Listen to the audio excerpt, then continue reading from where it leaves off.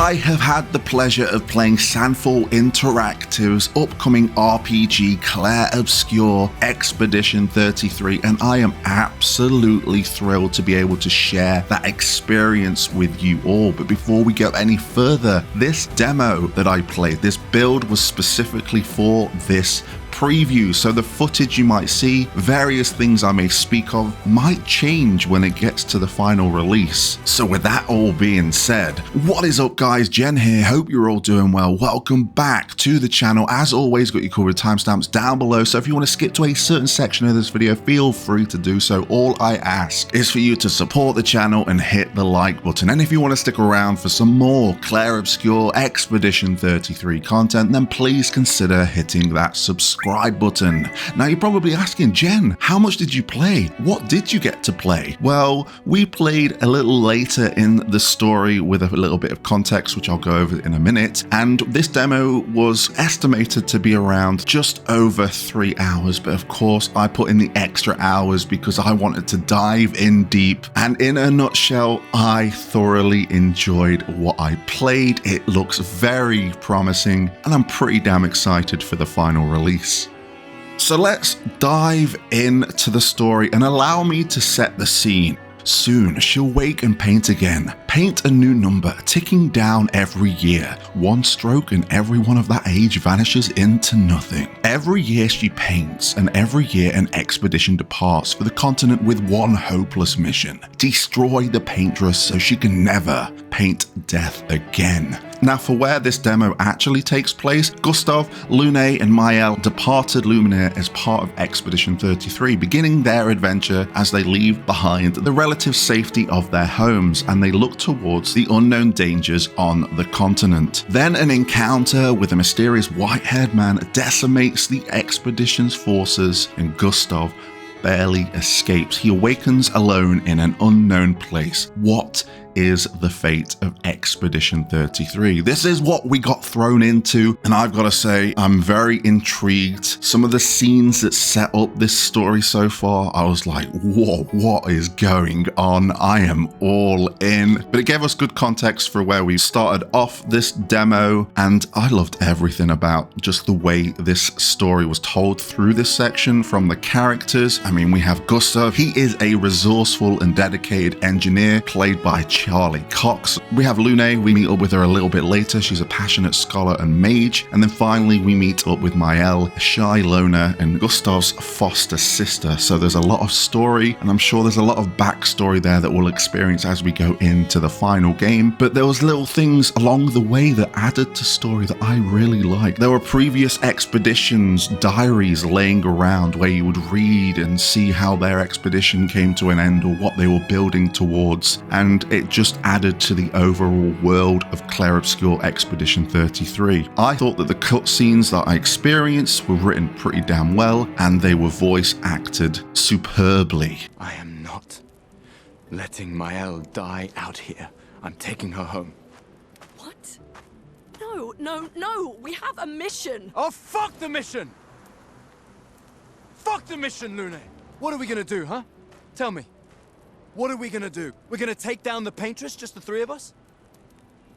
My gun and your sparks? I didn't take you for a coward. I'm not a coward. You swore the oath. When one falls, we continue. Yes, I know. When one falls. When one falls. Not if. When. So that's all of it for the story. Let's dive straight into the gameplay, and I've got to start off with exploration, and I'm going to start off with the world map. I thought we were just doing a section through maybe a dungeon or like a set area, but no, I got to traverse out into the world map and it felt so good. There were secrets to find. It was just nice to get a scope of how big the world is. I think this is a world I'm going to have a lot of fun exploring because what I got to do, there was locations that was not related to the story section I played that I could go into. One of the area had this boss that just one shot all the time, and I'll go into that in a little bit more detail because when it comes to combat, I managed to actually overcome that boss and it was quite exhilarating for me. But nonetheless, a world map to traverse, enemies along the way, little secrets, building bridges so you can get to other locations quicker, and I'm sure when the final game comes out, the fact that we can go across the seas and into the skies, it's going to be a world world map experience that I've been wanting for so long. Another thing that it's thrown at us is that we can camp at any part of the game. It takes us into this one instance, and it looks like that this camp evolves over time with the story, meeting new characters. It looks like there's certain NPC characters that might join us or appear at the camp from what I've got playing through the demo. And this is a chance to talk to your comrades, and it looks like we can craft certain items here because I got these stones that allowed me to level up my weapons, but I could only do it at camp, but there wasn't the option there. So I should imagine in the full game I can do that. So it just breathes more life into this game, and I'm really excited to just see more. As for just general exploration through the areas I got to experience, I have not experienced environments like this in, well, I can't really think. These are breathtaking environments, and I spent a lot of my time just panning the camera ever so slowly just to experience the beauty the game has to offer.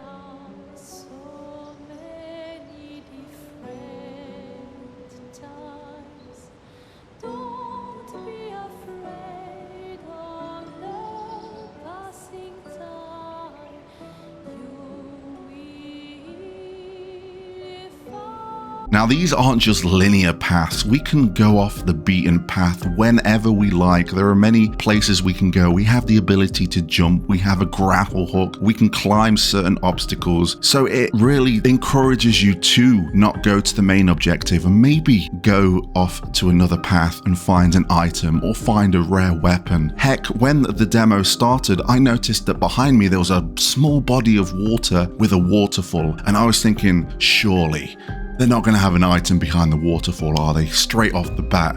Turn around, went to the waterfall. What was there? There was an item. So I was sold that there was places for me to look in this game.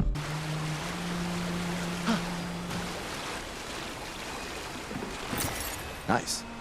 Now, it's not just going to be items that meet you as you explore the off-beaten path. There might be bosses. There was a certain mine boss that I found that was really challenging. I got to beat it because I dove into these systems, but the fact that I can have a different experience down each path and I never know what I'm going to find gets me very excited. You'll also come across various expedition flags as you explore these areas, and these act as like fast travel points. So for example, if you want to go back to the beginning of the area and grind against some of the monsters there and then go back to the area that you're at just in case you felt a little bit under leveled, you can do that. This is also a good place for you to do upgrades and abilities. We'll go into that a little bit later, but I didn't find an option to save. Most of my experience when it came to saving with this demo relied on autosave. I didn't see a hard save option. Whether that's going to change for final release, I don't know. I hope it does, because I'm one of those people, when I play an RPG, I save at least 3 times before I exit the game. You also have these items as well that you replenish when you get to these expedition flags. You can replenish your elixirs, which allows you to completely restore the health of your characters, though you can only use this a limited amount of times, but you can refresh these when you get to those flags. This also applies to the items that you carry. At the moment, I only carry 3 of each item. I should imagine this is something you can upgrade throughout the game, because you have a potion that obviously heals health in battle, you have an item that heals your action points, and you have a item that revives in battle. But during this demo, I only had 3 of those, and they replenished every time I got to that expedition flag.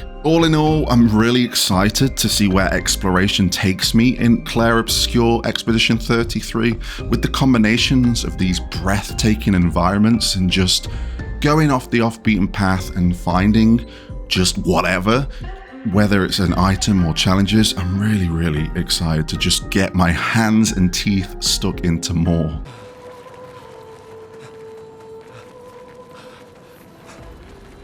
It's forging something. So they have intelligence.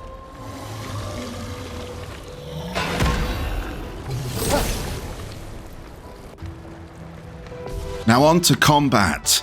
And combat, I'm going to just say this right out now. This is the most fun, intense battle system that I have experienced for a very long time. And they are indicators for me for a good battle system. Now, this battle system prides itself on its timing, and this is just one of the factors. So you can parry, you can block, you can jump. You can also enter certain commands as you do attacks to do additional damage, though there is an option to switch this off, but you can't switch off the parry and the blocking and the jumping. So you can't have it all easy. Now at first, I was doing a horrible job of blocking, horrible job of parrying, but as I grinded against more enemies and really started to understand the attack patterns of bosses, I was blocking and dodging all over the place, and I felt so satisfied. So I thought to myself, hey, maybe I can parry, because when you parry, you return damage as long as you parry all of the attacks that they distribute in one action. And that window is pretty small, so you really need to learn. So my advice would be to practice by blocking and dodging at first, and once you get them patterns down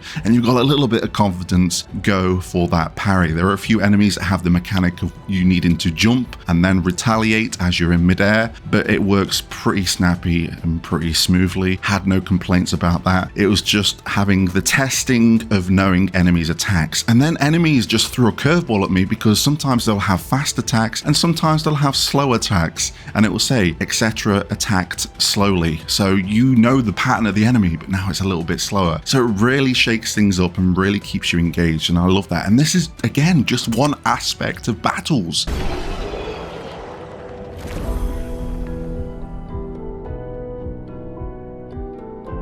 You have the ability to shoot the enemies. You will notice that certain parts of the enemy glisten, or there's very obvious weak spots. You can switch to a free aim mode to shoot those straight off the bat, and you're probably thinking, is that all shooting is useful? No, there are some enemies that are weak against this kind of damage, especially flying enemies. So it's just not a one-trick pony when it comes to shooting. It's something that you can weave in and out of your battle strategy. Now on to the meat of the combat, the unique characters and their abilities. Again, in this demo, we got to play as Gustave, Lune, and Maelle, and they all offer something different. And I was forever diving into these systems, mixing and matching and seeing what best suited the situation. And not only that, what suited me as a player. So Gustave has a battle mechanic called Overcharge, and your whole aim is to charge him up to the max to unleash some devastating damage. You can do this in various ways, and he definitely has some abilities that can buff in to make that attack even stronger. So your focus is trying to charge up at the right time and then unleash it at the right time, because you have the chance of breaking enemies, and if you have the chance of breaking an enemy, they are stunned, so you get extra turns. So you want to really think about when to use it. Now Lune, she was my favorite to play as. She has the stains. Every time you use one of her abilities, she has a palette, I guess you could say, of colors that will be added every time you use an ability. You'll notice in the description of each ability that it will do an additional thing if you have certain stains available. So you want to really be strategic in what spells and abilities you are using to then execute. Lune has a great ability off the bat that allows you to slow down enemies, but then I was mixing and matching her elementals as well to do some pretty insane damage, and it was really satisfying to dive into. And then I got to experience more abilities, and I had to take more abilities out because you only can pick up at 6. So there's so many layers and layers, and I think we're going to see some incredible things out there of people trying to break the game, the best combos. These are systems that are going to be dived into so damn much. And then we finish off with Maelle. She has fencing stances. So the ones I got to mess around with was an offensive stance, which increases her damage. She has a defensive one, so she can reduce the damage that is given to her. And then she had one that I really love to use, which was the virtuose stance, which increased your damage by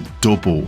So I was always going for the setup on that, making sure that she had a power buff as well. I ended up using an ability that is only usable when you're in that stance and doing some insane numbers. Honestly, I feel like the amount of time that I got to spend with this, and I'm planning on spending more and more and diving more and more into this, but I feel like I'm only scratching the surface with what these abilities offer and the way I can mix and match them. Because combined with the dodging and the parrying and the jumping, and then all of each the unique characters' abilities, and there's more characters coming in the final game as well, these are systems that everyone is going to have a good time with. And all of these battles, I did not find boring or tedious whatsoever. ever. Now, one thing I did see personally, now I don't know if it's down just to the story aesthetic or just what they're going for, but I felt like a lot of the enemies looked samey, but this may be explained within the lore of the story. That's just a personal beat. It didn't really affect my playthrough whatsoever. And we have like a turn bar on the left-hand side that works a lot like Final Fantasy X did. It would be nice that if I was targeting an enemy that it would highlight on there, because it didn't. So when I was trying to use slow with Lune, I didn't know if I was targeting the right enemy, especially the enemies that looked the same. Apart from that, I had an absolute blast with the combat, and I'm excited to get my hands on it more.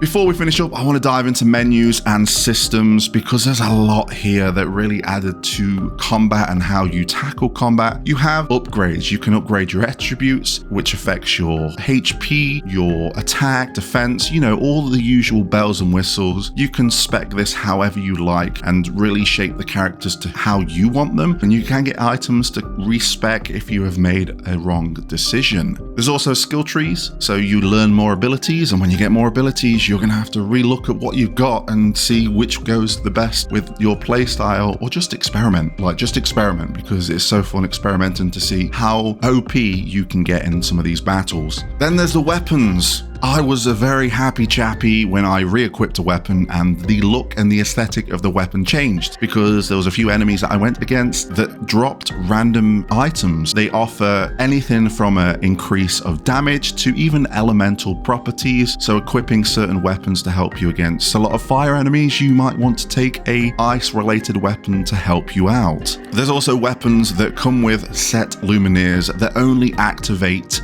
when equipping that weapon, so there are reasons to go back to weapons if they offer luminaires that might benefit you. And what are luminaires, you may ask? They're passive abilities. Let's dive into that, because you get to equip something called Pictos, and Pictos are kind of like your armor slots, and you learn these passive abilities by equipping them, and then over time you get to keep that passive ability. So you want to keep re-equipping new Pictos, and then once you've learned an ability, which you'll know because the icon will change to a nice blue hue glow, you want to move on to the next one. And then what you can do is use luminaire points to re-equip what you learned from other Pictos, so you can keep adding more and more passives as you go further and further in the game and get that level up, which is crazy because there's so many things, from the way you attack or status elements that might hit more, or the fact that you do more damage to an enemy when they're burning, and you can extend the time that burning is on an enemy. There's so many things that just add more layers to the combat, and you can get it all through the weapons and the Pictos. I was also pleasantly surprised that there was a costume menu. I dove into it, I could see the costumes that were offered, but I could also change the hair to the characters, and I actually got one of the hairstyles as a drop from one of the bosses. So that makes me very interested. It makes me want to check everything this game has to offer. If there's an enemy that's over to the left, and I'm like, oh, that could be a strong one. If it's going to drop a hairstyle or a cosmetic that's going to make me look badass, I'm going to tackle it, but it could be a weapon or it could be something else. So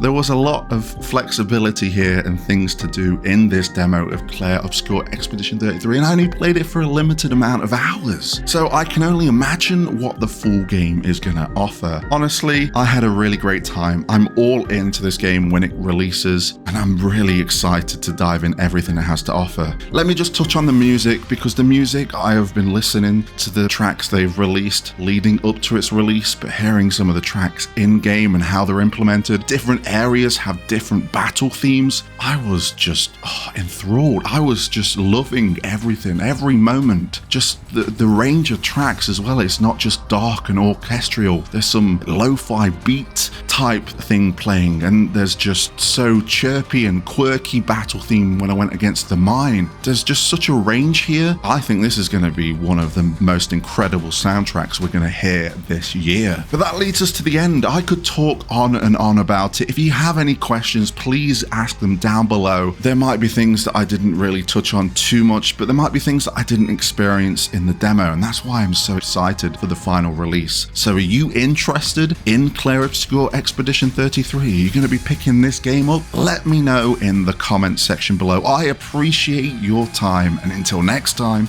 I'll catch you on the flip side.